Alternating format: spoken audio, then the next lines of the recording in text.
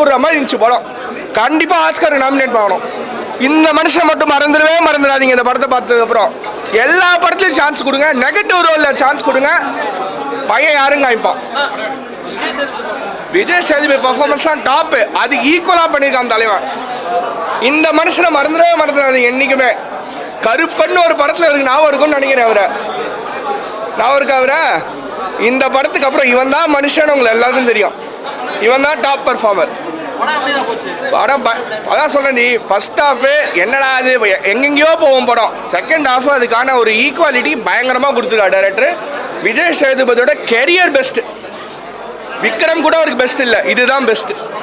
பயங்கரமாக இருக்கு. 100 crores அடிக்க போகுது. தெலுங்குலையும் நல்ல பேர், தமிழ்லையும் நல்ல. இந்த படம் தெலுங்கு தமிழ் ரெண்டுத்துலையுமே வந்திருக்கு. ரெண்டுத்துலையுமே ஷோர் பிளாக் பஸ்டர். 50 படம்னா இந்த மாதிரி இருக்கும்னு சொல்லிட்டு ஆடியன்ஸ்க்கு நிரூபிச்சிட்டார். அதை விட பயங்கரமாக இருக்கு. அதாவது நீங்கள் படத்தை பார்த்தீங்கனாலே உங்களுக்கு ஃபர்ஸ்ட் ஹாஃப்லேயே வந்து என்னடா அது இப்படி போகுது அப்படி போகுது. ஆனால் செகண்ட் ஹாஃப்ல இதுதான் படம்னு சொல்லிட்டு நிரூபிச்சிட்டாங்க. 15th மூவி செம்மையாக இருந்துச்சு. விஜய் சேதுபதி சூப்பராக நடிச்சிருந்தாங்க. எல்லாருமே அவங்கவுங்க பெஸ்ட்டை கொடுத்துருந்தாங்க. எல்லாமே நல்லா இருந்துச்சு. ஃபுல்லாக படமே எங்கேஜிங்காக இருந்துச்சு. இன்ட்ரெஸ்டிங்காக, ரொம்ப இன்ட்ரெஸ்டிங்காக இருந்துச்சு. இன்டர்வல் பிளாக் ரொம்ப செம்மையாக நடிச்சிருந்தாங்க. இது பண்ணிருந்தாங்க. கதை கர்மாயச பூமராங். நீ இப்போ தப்பு பண்ணுறியா, உனக்கே உனக்கு அது திரும்பி வரும். விதைப்பவன் விதையை அறுப்பான். அந்த மாதிரி செம்மையாக இருந்துச்சு. நல்லா எல்லாருமே வந்து பார்க்கலாம், இது பண்ணலாம்.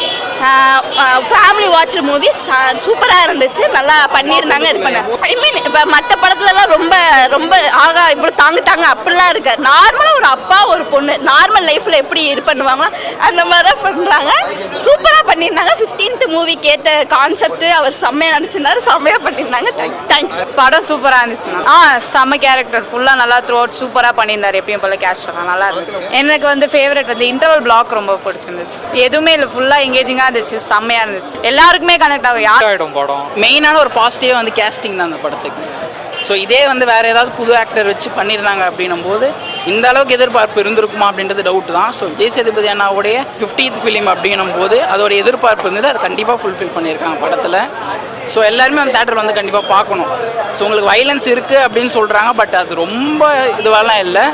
ஒரு சூப்பரான ஒரு எமோஷனை வந்து டெலிவர் பண்ணியிருக்காங்க. எல்லாருமே கண்டிப்பாக அந்த தேட்டரில் எல்லாருக்குமே ஆடியன்ஸ் எல்லாருக்குமே பிடிக்கும். எல்லாருமே வந்து ஓடிடிக்காக வெயிட் பண்ண வேண்டியதில் எல்லாருமே தேட்டரில் வந்து பார்க்கணும் படத்தை. ஸோ இதெல்லாம் பார்த்து ஒரு நல்ல ஒரு எமோஷனை வந்து டெலிவரி பண்ணியிருக்காங்க. சூப்பராக இருக்கு படம். ஸோ அந்த மகாராஜா அப்படின்ற அந்த ஒரு லெவலுக்கு விஜய் சேதுபதி சாரை வச்சுருக்காங்க. மியூசிக் எல்லாமே சூப்பராக பண்ணியிருக்காங்க. எனக்கு கரெக்டாக மியூசிக் டைரக்டர் நேம் தெரியல, எனக்கு சூப்பராக பண்ணியிருக்காங்க. நான் இப்போ தான் ஃபஸ்ட் டைம் கேள்விப்படுறேன் அவங்களது.